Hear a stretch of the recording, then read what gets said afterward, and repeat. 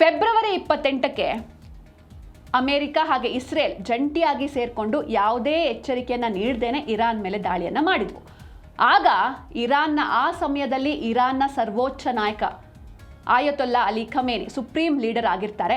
ಅವರನ್ನು ಹತ್ಯೆ ಮಾಡೋದೇ ಪ್ರಮುಖ ಟಾರ್ಗೆಟ್ ಆಗಿತ್ತು. ಯಾಕಂದರೆ ಕಳೆದ ವರ್ಷವೂ ಕೂಡ 12 ದಿನಗಳ ಕಾಲ ಇರಾನ್ ಹಾಗೂ ಇಸ್ರೇಲ್ ನಡುವೆ ಯುದ್ಧ ಆಯಿತು. ಆಗಲೂ ಅವರನ್ನು ಸಾಯಿಸಬೇಕು ಅಂತಲೇ ಟಾರ್ಗೆಟ್ ಮಾಡಿದ್ರು. ಬಟ್ ಲಾಸ್ಟ್ ಇಯರ್ ಬಚಾವಾಗಿದ್ರು. ಆದರೆ ಈ ಇಯರ್ ಫೆಬ್ರವರಿ 28ನೇ ತಾರೀಕು ಅವರ ಹತ್ಯೆ ಆಯಿತು. ಇನ್ನೇನು ಅಲ್ಲಿಂದ ಇಲ್ಲಿವರೆಗೂ 4 ತಿಂಗಳು ಆಗಿದೆ. ಬಟ್ ಸ್ಟಿಲ್ ಇಲ್ಲಿವರೆಗೂ ಕೂಡ ಖಮೇನಿ ಅವರ ಅಂತ್ಯಕ್ರಿಯೆ ನಡೆದಿರಲಿಲ್ಲ. ಯಾಕಂದರೆ ಒಂದಷ್ಟು ರೀಸನ್ಸ್ ಇದೆ, ಸೆಕ್ಯೂರಿಟಿ ರೀಸನ್ಸ್ ಆಗಿರ್ಬೋದು. ಯಾಕಂದರೆ ಅಲ್ಲಿ ಸಾಕಷ್ಟು ಜನ ಸೇರ್ತಾರೆ ಅಲ್ಲಿ. ಹೀಗಾಗಿ ಒಂದಷ್ಟು ಜನ ಒಂದು ಕಡೆ ಸೇರಿದಾಗ ಯುದ್ಧವನ್ನು ಮಾಡೋದು ಈಸಿ, ಅಥವಾ ಯಾರನ್ನಾರು ಹತ್ಯೆ ಮಾಡೋದು ಈಸಿ. ಪ್ರಭಾವಿ ನಾಯಕರು ಅಲ್ಲಿ ಸೇರ್ತಾರೆ. ಹೀಗಾಗಿ ಈ ಸೆಕ್ಯೂರಿಟಿ ರೀಸನ್ಸ್ಗಳಿಂದ ಅಂತ್ಯಕ್ರಿಯೆಯನ್ನು ಪೋಸ್ಟ್ಪೋನ್ ಮಾಡ್ತಾ ಇದ್ರು. ಹಾಗೆ ಮೊಹರಂ ಬೇರೆ ನಡೀತಾ ಇದೆ. ಹೀಗಾಗಿ ಈ ಟೈಮ್ನಲ್ಲಿ ಬೇಡ ಅಂತ ಜುಲೈಗೆ ಪೋಸ್ಟ್ಪೋನ್ ಮಾಡಿದ್ದಾರೆ.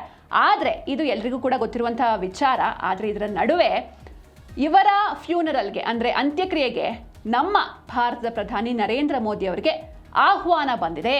ಹಾಗಾದರೆ ಮೋದಿಯವರು ಹೋಗ್ತಾರಾ ಈ ಒಂದು ಅಂತ್ಯಕ್ರಿಯೆಗೆ? ಅಕಸ್ಮಾತ್ ಹೋದರೆ ಏನಾಗುತ್ತೆ, ಹೋಗಲಿಲ್ಲ ಅಂದರೆ ಏನಾಗುತ್ತೆ, ಎಲ್ಲವನ್ನು ಕೂಡ ಇವತ್ತಿನ ಜಿ ಕನ್ನಡ ನ್ಯೂಸ್ DNA 2ನೇ ಸ್ಟೋರಿಯಲ್ಲಿ ನೋಡ್ತಾ ಹೋಗೋಣ. ಮೊದಲನೇದಾಗಿ ಮೋದಿ ಅವರಿಗೆ ಇನ್ವಿಟೇಷನ್ ಬಂದಿದೆ. ಅಂತ್ಯಕ್ರಿಯೆಗೆ ಬನ್ನಿ, ಖಮೇನಿ ಅವರ ಅಂತ್ಯಕ್ರಿಯೆ ನಡೆಯುತ್ತೆ, ಹಾಗೆ ಒಂದಷ್ಟು ಕಾರ್ಯಕ್ರಮಗಳು ಕೂಡ ಇರುತ್ತೆ, ಅದಕ್ಕೆ ನೀವು ಅಟೆಂಡ್ ಆಗಿ ಅಂತ ಇನ್ವಿಟೇಷನ್ ಬಂದಿದೆ. ಇರಾನ್ನ ಸುಪ್ರೀಂ ನಾಯಕ ಆಯತೊಲ್ಲಾ ಅಲಿ ಖಮೇನಿ ಅವರ ಅಂತ್ಯಕ್ರಿಯೆಗೆ ಮೋದಿಗೆ ಇನ್ವಿಟೇಷನ್ ಬಂದಿದೆ. ಜುಲೈ 4ರಿಂದ 9ರ ನಡುವೆ ಇರಾನ್ನ ಮಶಾದ್ ನಗರದಲ್ಲಿ ಅಂತ್ಯ ಸಂಸ್ಕಾರ ನಡೆಯುತ್ತೆ. ಆದರೆ ಈ ಒಂದು ಐತಿಹಾಸಿಕ ಅಂತ್ಯಕ್ರಿಯೆಗೆ ಭಾರತ ಯಾರನ್ನ ಕಳಿಸುತ್ತೆ ಅನ್ನೋದೇ ಸದ್ಯದ ಕುತೂಹಲ. ಜಾಗತಿಕ ರಾಜಕಾರಣದಲ್ಲಿ ಭಾರೀ ಕುತೂಹಲವನ್ನು ಮೂಡಿಸ್ತಾ ಇದೆ ಭಾರತದ ನಡೆ. ಫೆಬ್ರವರಿ 28ರಂದು ನಡೆದ ಮಿಲಿಟರಿ ಸಂಘರ್ಷದಲ್ಲಿ ಅಲಿ ಖಮೇನಿ ಮೃತಪಟ್ಟಿದ್ರು. ಆದರೆ ಮೃತಪಟ್ಟ 4 ತಿಂಗಳು ಆದರೂ ಕೂಡ ಅಂತ್ಯಕ್ರಿಯೆ ನಡೆದಿರಲಿಲ್ಲ.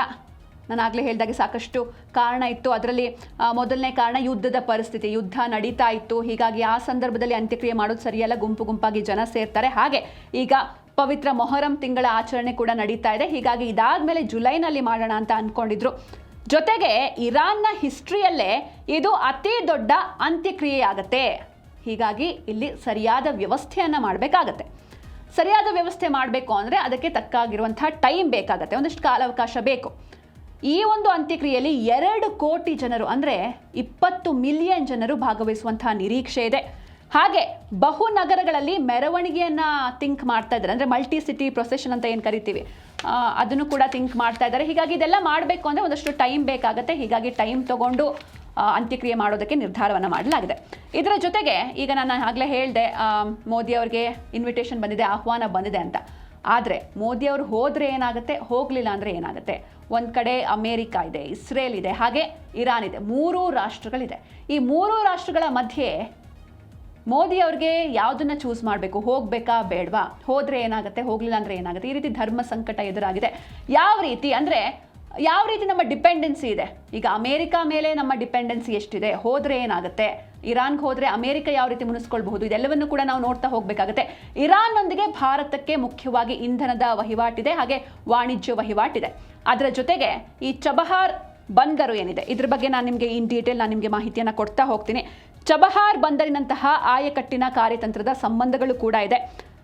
ಆದರೆ ಇರಾನ್ಗಿಂತಲೂ ಜಾಸ್ತಿ ಅಮೆರಿಕ ಹಾಗೂ ಇಸ್ರೇಲ್ನೊಂದಿಗೂ ಭಾರತ ಹೆಚ್ಚು ವ್ಯವಹಾರವನ್ನು ಹೊಂದಿದೆ. 2 ದೇಶಗಳ ನಡುವೆ ರಕ್ಷಣಾ ಹಾಗೂ ರಾಜತಾಂತ್ರಿಕ ಒಡನಾಟ ಕೂಡ ಇದೆ. ಅಮೆರಿಕ, ಇಸ್ರೇಲ್, ಇರಾನ್ 3 ದೇಶಗಳನ್ನು ವಿಶ್ವಾಸವನ್ನು ಗಳಿಸಬೇಕಾಗತ್ತೆ. ಹೀಗಾಗಿ ನೆಕ್ಸ್ಟ್ ಭಾರತ ಯಾವ ಸ್ಟೆಪ್ ಇಡುತ್ತೆ ಅದು ತುಂಬಾ ಇಂಪಾರ್ಟೆಂಟ್ ಆಗಿರುತ್ತೆ. ನಾನು ಆಗಲೇ ಹೇಳಿದಾಗೆ ಇರಾನ್ ಕಡೆಯಿಂದ ಇಂಧನ ವಾಣಿಜ್ಯ ಬಂದರೆ ಅಮೇರಿಕ ಕಡೆಯಿಂದ ಶಸ್ತ್ರಾಸ್ತ್ರಗಳಾಗಿರ್ಬೋದು, ಅದು ನಾನು ಹೇಳ್ತಾ ಹೋಗ್ತೀನಿ. ಈಗ ಇರಾನ್ಗಿಂತಲೂ ದೊಡ್ಡ ಮಟ್ಟದ ವಾಣಿಜ್ಯ ವ್ಯವಹಾರಗಳನ್ನು ಭಾರತ ಅಮೇರಿಕ ಮತ್ತು ಇಸ್ರೇಲ್ ಜೊತೆ ಹೊಂದಿದೆ. ಅಮೇರಿಕ ಭಾರತದ ಅತ್ಯಂತ ದೊಡ್ಡ ಜಾಗತಿಕ ವ್ಯಾಪಾರ ಪಾಲುದಾರ ದೇಶ, ಅಂದರೆ ಲಾರ್ಜೆಸ್ಟ್ ಟ್ರೇಡಿಂಗ್ ಪಾರ್ಟ್ನರ್. ಬೇರೆ ಕಂಟ್ರೀಸ್ಗೆ ಕಂಪೇರ್ ಮಾಡಿದರೆ ಭಾರತ ಅಮೇರಿಕಾಗೆ ಮಾಡುವಂತಹ ರಫ್ತು ಏನಿದೆ ಅದು ಹೆಚ್ಚು, ಅಂದರೆ ಟ್ರೇಡ್ ಸರ್ಪ್ಲಸ್ ಅಂತ ಕರಿತೀವಿ. ಅಂದರೆ ಭಾರತಕ್ಕೆ ಇದರಿಂದ ಅತಿ ಹೆಚ್ಚು ವಿದೇಶಿ ಹಣ ಗಳಿಕೆ ಆಗುತ್ತೆ. ಭಾರತ ಅಮೇರಿಕಾಗೆ IT ಸರ್ವಿಸಸ್ ಕೊಡುತ್ತೆ, ರೆಡಿಮೇಡ್ ಉಡುಪುಗಳನ್ನು ಎಕ್ಸ್ಪೋರ್ಟ್ ಮಾಡುತ್ತೆ, ಔಷಧಗಳು ಹಾಗೆ ವಜ್ರದ ಆಭರಣಗಳನ್ನು ಎಕ್ಸ್ಪೋರ್ಟ್ ಮಾಡುತ್ತೆ. ಹಾಗೆ ಅಮೇರಿಕಾದಿಂದ ರಿಟರ್ನ್ ಭಾರತಕ್ಕೆ ಏನು ಬರುತ್ತೆ, ವೆರಿ ಇಂಪಾರ್ಟೆಂಟ್, ಈ ರಕ್ಷಣಾ ಶಸ್ತ್ರಾಸ್ತ್ರಗಳು. ಯುದ್ಧ ಅಂತ ಬಂದಾಗ ನಮಗೆ ವೆಪನ್ಸ್ ಬೇಕಾಗುತ್ತೆ. ಈ ರಕ್ಷಣಾ ಶಸ್ತ್ರಾಸ್ತ್ರಗಳು ನಮಗೆ ಅಮೇರಿಕಾದಿಂದ ಬರುತ್ತೆ, ವಿಮಾನದ ಬಿಡಿ ಭಾಗಗಳು ಬರುತ್ತೆ, ಹಾಗೆ ಕಚ್ಚಾ ತೈಲವನ್ನು ಇಂಪೋರ್ಟ್ ಮಾಡುತ್ತೆ ಭಾರತ ಅಮೇರಿಕಾದಿಂದ. ಹಾಗೆ ಇಸ್ರೇಲ್ ಅಂತ ಹೋದರೆ, ಇಸ್ರೇಲ್ ಭಾರತದ ಅತ್ಯಂತ ನಂಬಿಕಸ್ಥ ಮಿಲಿಟರಿ ಮತ್ತು ತಂತ್ರಜ್ಞಾನ ಪಾಲುದಾರ ದೇಶವಾಗಿದೆ.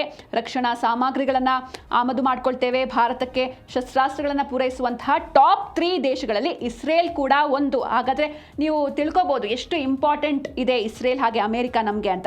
ಭಾರತ ಇಸ್ರೇಲ್ನಿಂದ ಪ್ರಸಿದ್ಧ ಬರಾಕ್ ಕ್ಷಿಪಣಿಗಳು, ಹಾಗೆ ಹೆರಾನ್ ಡ್ರೋನ್ಗಳು ಮತ್ತು ಅತ್ಯಾಧುನಿಕ ರೇಡರ್ ವ್ಯವಸ್ಥೆಗಳನ್ನು ಆಮದು ಮಾಡಿಕೊಳ್ಳುತ್ತೆ. ಹಾಗೆ ನಾವೇನು ಇಲ್ಲಿ ರೈತರು ಡ್ರಿಪ್ ಇರಿಗೇಷನ್ನ ಯೂಸ್ ಮಾಡ್ತಾರೆ, ನೀರನ್ನು ಸೇವ್ ಮಾಡೋದಕ್ಕೋಸ್ಕರ ಈ ಹನಿ ನೀರಾವರಿ ಅಂತ ಏನು ಯೂಸ್ ಮಾಡ್ತಾರೆ, ಈ ತಂತ್ರಜ್ಞಾನ ಇದು ಆ್ಯಕ್ಚುಲಿ ಇಸ್ರೇಲ್ನ ಈ ತಂತ್ರಜ್ಞಾನವನ್ನು ದೊಡ್ಡ ಮಟ್ಟದಲ್ಲಿ ನಾವಿಲ್ಲಿ ಭಾರತದಲ್ಲಿ ಬಳಸ್ತೀವಿ. ಯಾಕಂದರೆ ಭಾರತ ಕೃಷಿ ಮೇಲೆ ಡಿಪೆಂಡ್ ಆಗಿರುವಂತಹ ದೇಶ.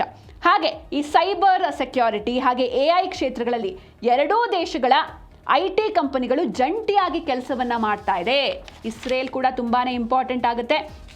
ಹಾಗೆ ನಮಗೆ ಅಮೇರಿಕ ಕೂಡ ಇಂಪಾರ್ಟೆಂಟ್ ಆಗುತ್ತೆ, ಯಾಕಂದರೆ ರಕ್ಷಣಾ ವ್ಯವಸ್ಥೆಯಲ್ಲಿ ಸಾಕಷ್ಟು ಪಾಲಿದೆ. ಅದರ ಜೊತೆಗೆ ಬೇರೆ ಬೇರೆ ವಿಷಯಗಳು, ಈ IT ಅಂತ ಬಂದರೂ ಅಷ್ಟೇ. ಹಾಗೆ ನಾನು ಇಸ್ರೇಲ್ ಹೇಳಿದೆ, ಈ ಕೃಷಿ ಡ್ರಿಪ್ ಇರಿಗೇಷನ್ ಆಗಿರ್ಬೋದು, ಹೀಗೆ. ಹಾಗೆ ಭಾರತ ಅಮೇರಿಕ ಜೊತೆಗೆ ಕ್ವಾಡ್ ಅನ್ನುವಂಥ ಒಂದು ಕೂಟದಲ್ಲಿ ಆಕ್ಟಿವ್ ಆಗಿದೆ. ಹಾಗೆ ಇರಾನ್ ಜೊತೆಗೆ ಬ್ರಿಕ್ಸ್, ಇರಾನ್ ಕೂಡ ಬ್ರಿಕ್ಸಲ್ಲಿದೆ, ಭಾರತ ಕೂಡ ಬ್ರಿಕ್ಸಲ್ಲಿದೆ. ಹಾಗೆ ಇಸ್ರೇಲ್ ಅಮೇರಿಕ ಜೊತೆಗಿನ I2U2 ಕೂಟದಲ್ಲೂ ಕೂಡ ಭಾಗಿಯಾಗಿದೆ. ಅಂದರೆ 3 ದೇಶಗಳ ಜೊತೆಗೂ ಕೂಡ ನಮ್ಮ ಭಾರತದ ಸಂಬಂಧ ಚೆನ್ನಾಗಿದೆ. ಹೀಗಾಗಿ ಏನು ಮಾಡುತ್ತೆ ಭಾರತ ಮುಂದೆ ಕಾದು ನೋಡಬೇಕು. ಇದರ ಜೊತೆಗೆ ನಾನು ಆಗಲೇ ಹೇಳಿದೆ, ಅಮೇರಿಕ ಹಾಗೆ ಇಸ್ರೇಲ್ ಯಾಕೆ ಇಂಪಾರ್ಟೆಂಟ್ ಅಂತ ನೋಡಿದ್ವಿ. ಈಗ ಇರಾನ್ ಯಾಕೆ ಮುಖ್ಯ ಭಾರತಕ್ಕೆ? ಈಗ ಅವರು ಇನ್ವಿಟೇಷನ್ ಕೊಟ್ಟಿದ್ದಾರೆ, ಹೋಗಬೇಕು ಅಥವಾ ಹೋಗಬಾರ್ದು ಅನ್ನುವಂಥ ಡಿಸಿಷನ್ನ ತಗೊಳ್ಬೇಕು ಅಂದರೆ ನಾವು ತಾಳ ಹಾಕಿ ನೋಡಬೇಕಾಗತ್ತೆ, ಯಾರು ಜಾಸ್ತಿ ನಮಗೆ ಇಂಪಾರ್ಟೆಂಟು, ಯಾರ ಮೇಲೆ ಡಿಪೆಂಡೆನ್ಸಿ ಇದೆ ಅಂತ. ಆದರೆ ಇಲ್ಲಿ ಇರಾನ್ ಕೂಡ ಮುಖ್ಯ ಆಗುತ್ತೆ. ಇರಾನ್ ಯಾಕೆ ಮುಖ್ಯ ಭಾರತಕ್ಕೆ ನೋಡ್ತಾ ಹೋಗೋಣ. ಭಾರತದ ಪ್ರಮುಖ ತೈಲ ಪೂರೈಕೆದಾರರಲ್ಲಿ ಇರಾನ್ ಕೂಡ ಒಂದು ದೊಡ್ಡ ರಾಷ್ಟ್ರ. ನಮಗೆ ಅಲ್ಲಿಂದ ಅನಿಲ ಬರುತ್ತೆ, ಗ್ಯಾಸ್ ಅಂದರೆ ಕ್ರೂಡ್ ಆಯಿಲ್ ಬರುತ್ತೆ, ಪೆಟ್ರೋಲ್ ಡೀಸೆಲ್ ಎಲ್ಲವೂ ಕೂಡ ಬರುತ್ತೆ. ಹಾಗೆ ಚಬಹಾರ್ ಬಂದರು, ಏನಿದು ಚಬಹಾರ್ ಬಂದರು ಅಂತ ಅಂದರೆ, ಇರಾನ್ನಲ್ಲಿರುವಂತಹ ಚಬಹಾರ್ ಬಂದರನ್ನು ಭಾರತವೇ ಡೆವಲಪ್ ಮಾಡ್ತಾ ಇದೆ. ಯಾಕಂದರೆ ಪಾಕಿಸ್ತಾನದ ಭೂಮಾರ್ಗವನ್ನು ಬಳಸದೆಯೇ ಅಫ್ಘಾನಿಸ್ತಾನ್, ಮಧ್ಯ ಏಷ್ಯಾ ಮತ್ತು ರಷ್ಯಾ ದೇಶಗಳೊಂದಿಗೆ ವ್ಯಾಪಾರ ಮಾಡೋದಕ್ಕೆ ಈ ಒಂದು ಬಂದರು ಏನಿದೆ ಭಾರತಕ್ಕೆ ಅತ್ಯಂತ ಪ್ರಮುಖವಾಗಿದೆ. ಹೀಗಾಗಿ ಇದು ಇರೋದು ಇರಾನ್ನಲ್ಲಿ, ಚಬಹಾರ್ ಪೋರ್ಟ್ ಅಂತ. ಇದನ್ನು ಡೆವಲಪ್ ಮಾಡ್ತಾ ಇದೆ ನಮ್ಮ ಭಾರತ.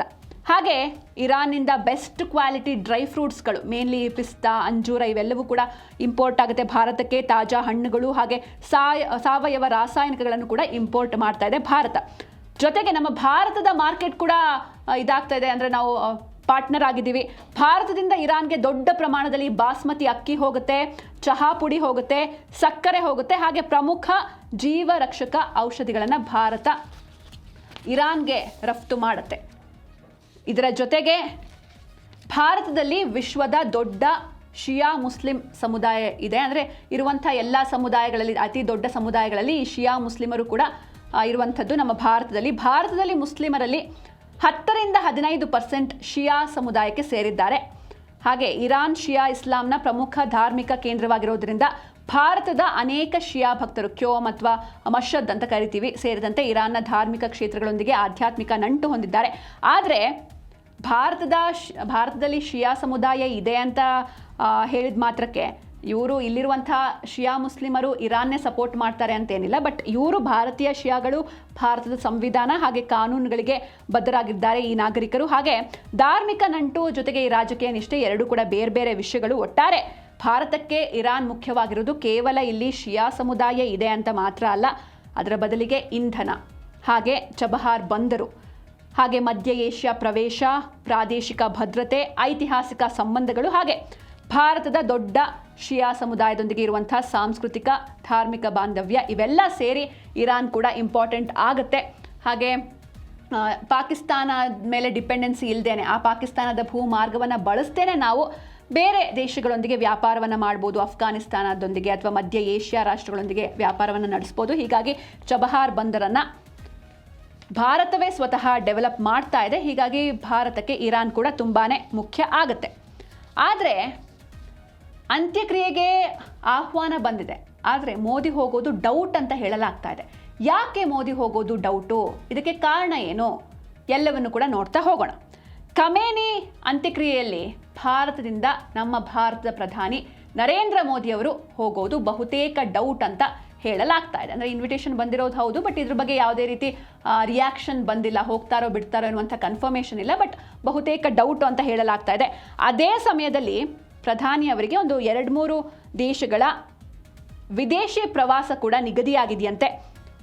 ಹೀಗಾಗಿ ಅವರ ಬದಲಿಗೆ ಅಂತ್ಯ ಸಂಸ್ಕಾರಕ್ಕೆ ಭಾರತದ ಯಾರಾದರೂ ಒಬ್ಬರು ಹಿರಿಯ ಸಚಿವರನ್ನು ಕಳಿಸುವಂತಹ ಸಾಧ್ಯತೆ ಕೂಡ ಹೆಚ್ಚಾಗಿದೆ.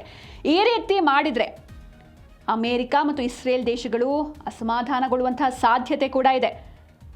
ಆದರೆ ಅಕಸ್ಮಾತ್ ಯಾರೂ ಹೋಗಲಿಲ್ಲ ಅಂತ ಅಂದರೆ ಇರಾನ್ ಕೂಡ ಮುನಿಸಿಕೊಳ್ಳುವಂತಹ ಸಾಧ್ಯತೆ ಹೆಚ್ಚಾಗಿದೆ. ಹೀಗಾಗಿ ನಾನು ಪದೇ ಪದೇ ಹೇಳ್ತಾನೆ ಇದ್ದೀನಿ, ಅಂದರೆ ನೆಕ್ಸ್ಟ್ ಮೂವ್ ಏನಿರುತ್ತೆ ತುಂಬಾ ಇಂಪಾರ್ಟೆಂಟ್ ಆಗುತ್ತೆ. ಇರಾನ್ನ ಆಹ್ವಾನ ಇದ್ರೂ ಕೂಡ ಪ್ರಧಾನಿ ನರೇಂದ್ರ ಮೋದಿಯವರು ಸ್ವತಃ ಅಂತ್ಯಕ್ರಿಯೆಗೆ ತೆರಳುವಂತಹ ಸಾಧ್ಯತೆ ಕಡಿಮೆ ಎನ್ನುವಂಥ ಒಂದಷ್ಟು ವಿಷಯಗಳು ಬರ್ತಾ ಇದೆ. ಕಾರಣ, ಭಾರತ ಪಶ್ಚಿಮ ಏಷ್ಯಾದಲ್ಲಿ ಸಮತೋಲನದ ವಿದೇಶಾಂಗ ನೀತಿಯನ್ನು ಫಾಲೋ ಮಾಡ್ತಾ ಇದೆ. ಒಂದು ಕಡೆ ಇರಾನ್ ಭಾರತದ ಪ್ರಮುಖ ಕಾರ್ಯತಂತ್ರದ ಪಾಲುದಾರವಾಗಿದ್ದರೆ, ಮತ್ತೊಂದು ಕಡೆ ಅಮೆರಿಕ ಹಾಗೆ ಇಸ್ರೇಲ್ ಭಾರತದ ಅತ್ಯಂತ ಪ್ರಮುಖ ಈ ರಕ್ಷಣಾ ವ್ಯವಸ್ಥೆ ಆಗಿರ್ಬೋದು, ತಂತ್ರಜ್ಞಾನ ಹಾಗೆ ಆರ್ಥಿಕ ಪಾಲುದಾರರು. ಇಂತಹ ಸಂದರ್ಭದಲ್ಲಿ ಮೋದಿ ಏನಾದರೂ ಇರಾನ್ಗೆ ಭೇಟಿಯನ್ನು ನೀಡಿದರೆ ಅದರ ರಾಜತಾಂತ್ರಿಕ ಸಂದೇಶವನ್ನು ಬೇರೆ ಬೇರೆ ರಾಷ್ಟ್ರಗಳು ಹೇಗೆ ಅದನ್ನು ಅರ್ಥೈಸ್ಕೊಳ್ಳುತ್ತೆ ಅನ್ನೋದನ್ನು ನವದೆಹಲಿ ಸೂಕ್ಷ್ಮವಾಗಿ ಪರಿಗಣಿಸುವಂತಹ ಸಾಧ್ಯತೆ ಇದೆ. ಇದೇ ಕಾರಣದಿಂದಾಗಿ ಪ್ರಧಾನಿ ಬದಲಾಗಿ ಬೇರೆ ಯಾರಾದರೂ ಸೆಂಟ್ರಲ್ ಮಿನಿಸ್ಟರ್ಸ್, ಕೇಂದ್ರ ಸಚಿವರು ಅಥವಾ ಹಿರಿಯ ವಿಶೇಷ ಪ್ರತಿನಿಧಿಯನ್ನು ಭಾರತವನ್ನು ರೆಪ್ರೆಸೆಂಟ್ ಮಾಡಿ ಅಂತ ಅವರನ್ನು ಕೂಡ ಕಳಿಸುವಂಥ ಆಯ್ಕೆಯ ಬಗ್ಗೆಯೂ ಚರ್ಚೆ ಆಗ್ತಾ ಇದೆ. ಆದರೆ ಈವರೆಗೆ ಮೋದಿಯವರೇ ಹೋಗ್ತಾರಾ ಅಥವಾ ಭಾರತದ ಪರವಾಗಿ ಅವ್ರನ್ನ ಭಾರತವನ್ನು ರೆಪ್ರೆಸೆಂಟ್ ಮಾಡೋದಕ್ಕೆ ಯಾರನ್ನಾರು ಕಳಿಸ್ತಾರಾ ಎಂಬ ಬಗ್ಗೆ ಕೇಂದ್ರ ಸರ್ಕಾರ ಯಾವುದೇ ಅಧಿಕೃತ ಘೋಷಣೆ ಮಾಡಿಲ್ಲ.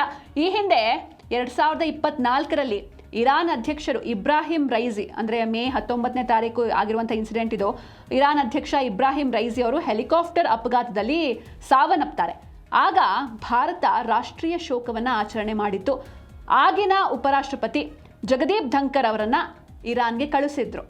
ಆದರೆ ಈ ಬಾರಿ ಆ ರೀತಿ ಪರಿಸ್ಥಿತಿ ಇಲ್ಲ, ಯುದ್ಧದ ಪರಿಸ್ಥಿತಿ. ಹೀಗಾಗಿ ಒಂದಷ್ಟು ಇದರ ಹಿಂದೆ ಒಂದಷ್ಟು ಲೆಕ್ಕಾಚಾರ ಮಾಡಬೇಕಾಗತ್ತೆ, ಅತ್ಯಂತ ಜಾಗರೂಕತೆಯಿಂದ ನಿರ್ಧಾರವನ್ನು ಕೈಗೊಳ್ಳಬೇಕಾಗತ್ತೆ.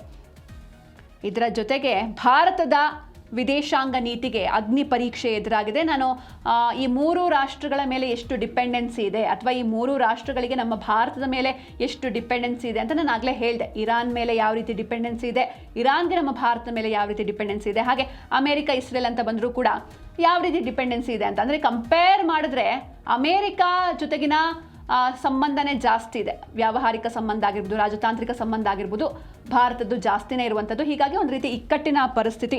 ಭಾರತದ ವಿದೇಶಾಂಗ ನೀತಿಗೆ ನಿಜಕ್ಕೂ ಇದು ಒಂದು ರೀತಿಯಲ್ಲಿ ಅಗ್ನಿ ಪರೀಕ್ಷೆ ಅಂತಲೇ ಹೇಳ್ಬೋದು. ಭಾರತದ ವಿದೇಶಾಂಗ ನೀತಿಯ ಬ್ಯಾಲೆನ್ಸ್ನ ಪರೀಕ್ಷಿಸುವಂಥ ಕ್ಷಣ ಇದು. ಯಾವ ರೀತಿ ಬ್ಯಾಲೆನ್ಸ್ ಮಾಡುತ್ತೆ ನಮ್ಮ ಭಾರತ, ಈ ಒಂದು ಸಂದಿಗ್ಧ ಪರಿಸ್ಥಿತಿಯನ್ನು ಯಾವ ರೀತಿ ಹ್ಯಾಂಡಲ್ ಮಾಡುತ್ತೆ ಕಾದು ನೋಡಬೇಕಿದೆ. ಒಂದು ಕಡೆ ಇರಾನ್ ಕಡೆಯಿಂದ ಭಾರತದ ಇಂಧನ ಭದ್ರತೆ, ಇಂಧನ ಬೇಕೇ ಬೇಕು. ಅಟ್ಲೀಸ್ಟ್ ಯುದ್ಧದಲ್ಲಿ ಸ್ಟ್ರೇಟ್ ಆಫ್ ಹಾರ್ಮುಸ್ ಕ್ಲೋಸ್ ಆದಾಗ ಎಷ್ಟೆಲ್ಲ ಕಷ್ಟ ಆಯಿತು ಅಂತ ನಾವು ನೋಡಿದ್ವಿ. ಅದರ ಜೊತೆಗೆ ಚಬಹಾರ್ ಬಂದರು ಹಾಗೆ ಮಧ್ಯ ಏಷ್ಯಾ ಸಂಪರ್ಕದ ದೃಷ್ಟಿಯಿಂದ ಪ್ರಮುಖ ಪಾಲುದಾರ ರಾಷ್ಟ್ರ ಅಂದರೆ ಭಾರತಕ್ಕೆ ಅದು ಇರಾನ್ ಆಗಿರುತ್ತೆ. ಮತ್ತೊಂದು ಕಡೆ ಅಮೆರಿಕ ಹಾಗೂ ಇಸ್ರೇಲ್ ಭಾರತದ ರಕ್ಷಣಾ ತಂತ್ರಜ್ಞಾನ ಹೂಡಿಕೆಯ ರಾಷ್ಟ್ರಗಳು. ಜೊತೆಗೆ ಅಂತ್ಯಕ್ರಿಯೆಗೇನಾದರೂ ಮೋದಿಯವರು ಹೋಗಲ್ಲ, ಬಹುತೇಕ ಡೌಟು. ಅಕಸ್ಮಾತ್ ಅವ್ರ ಬದಲು ಬೇರೆಯವ್ರನ್ನ ಕಳಿಸಿದ್ರು ಕೂಡ US ಹಾಗೆ ಇಸ್ರೇಲ್ ಕೆರಳಿ ಕೆಂಡವಾಗಬಹುದು. ಇಂಧನದ ಭೀತಿ ಒಂದು ಕಡೆ ಆದರೆ ಅಥವಾ ಇಂಧನ ಭದ್ರತೆಯ ಪ್ರಶ್ನೆ ಒಂದು ಕಡೆ ಆದರೆ, ಮತ್ತೊಂದು ಕಡೆ ರಕ್ಷಣಾ ವ್ಯವಸ್ಥೆ, ತಂತ್ರಜ್ಞಾನ ಇವೆಲ್ಲವೂ ಕೂಡ ನಾನು ಆಗಲೇ ಹೇಳಿದಾಗೆ ಈ ಸೈಬರ್ ಸೆಕ್ಯೂರಿಟಿ ಆಗಿರ್ಬೋದು ಅಥವಾ ಅದರ ಜೊತೆಗೆ ಈ AI ವಿಚಾರವಾಗಿ ನಾವೇನು ಮಾಡ್ತಾ ಇದ್ದಾವೆ, IT ಕಂಪನಿಗಳು, AI ಹಾಗೆ ಸೈಬರ್ ಸೆಕ್ಯೂರಿಟಿ ಟೆಕ್ನಾಲಜಿ ಎಲ್ಲ ಏನಿದೆ ಇದೆಲ್ಲವೂ ಕೂಡ ಇಸ್ರೇಲ್ ಹಾಗೂ ಭಾರತ ಜಂಟಿಯಾಗಿ IT ಕಂಪನಿಗಳು ತಗೊಂಡು ಹೋಗ್ತಾ ಇರುವಂತಹ ಟೆಕ್ನಾಲಜಿಗಳು. ಹಾಗೆ ಅಲ್ಲಿರುವಂಥ ಎಷ್ಟೋ ವಿಚಾರಗಳನ್ನು, ಇಸ್ರೇಲ್ನಲ್ಲಿರುವಂಥ ಎಷ್ಟೋ ಟೆಕ್ನಾಲಜಿಗಳನ್ನು ನಾವು ಭಾರತದಲ್ಲಿ ಅಡ್ಯಾಪ್ಟ್ ಮಾಡ್ಕೊಳ್ತಾ ಇದ್ದೀವಿ. ಹೀಗಾಗಿ ಇವೆಲ್ಲವೂ ಕೂಡ ಈ ಎಲ್ಲ ವ್ಯವಹಾರದ ದೃಷ್ಟಿಯಿಂದ ನಿಜಕ್ಕೂ 3 ರಾಷ್ಟ್ರಗಳು ಕೂಡ ಭಾರತಕ್ಕೆ ತುಂಬಾನೇ ಇಂಪಾರ್ಟೆಂಟ್ ಆಗುತ್ತೆ. ಯಾವ ರಾಷ್ಟ್ರವನ್ನು ಕೂಡ ಕಳೆದುಕೊಳ್ಳುವಂತಹ ಪರಿಸ್ಥಿತಿಯಲ್ಲಿ ಸದ್ಯ ನಮ್ಮ ಭಾರತ ಇಲ್ಲ. ಹೀಗಾಗಿ ಮುಂದಿನ ನಡೆ ಅತ್ಯಂತ ಜಾಣ್ಮೆಯ ನಡೆಯಾಗಿರಬೇಕು. ಏನು ಮಾಡ್ತಾರೆ ಅಂತ ಕಾದು ನೋಡೋಣ.